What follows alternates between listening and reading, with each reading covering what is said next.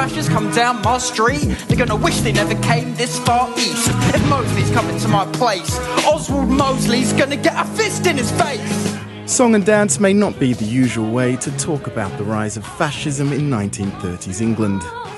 But Cable Street tells the story of migrant communities joining together to stop the far right in London. And nearly 90 years later, those behind the play say it still resonates.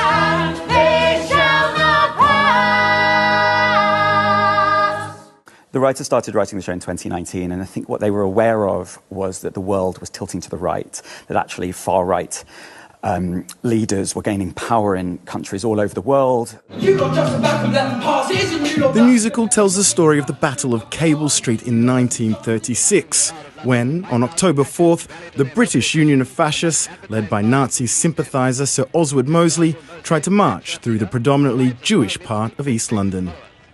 The violent group, also known as the Black Shirts, were met by tens of thousands of local people. It's estimated anti-fascist counter-protesters in the hundreds of thousands came together right here and stopped the Black Shirts passing through to Cable Street. It is now widely considered a triumph over fascism. And over 8 decades later, for some people, it appears history is repeating. These were the scenes as anti-racism protesters turned out in their thousands this summer in a show of support for those targeted by anti-immigration race riots. My hope is, by being set in the present and the past, the piece will show an audience that actually this sort of activism, this sort of community action isn't something that belongs in a museum, it's something that belongs in the here and now. This is my street.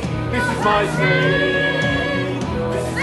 Concerns about migration, the economy and housing are today's issues, just like in 1936. But for the Cable Street musical creators, there is hope that with some song and dance, audiences will be reminded they are better off standing together. Jason Mansoret, Sky News, London.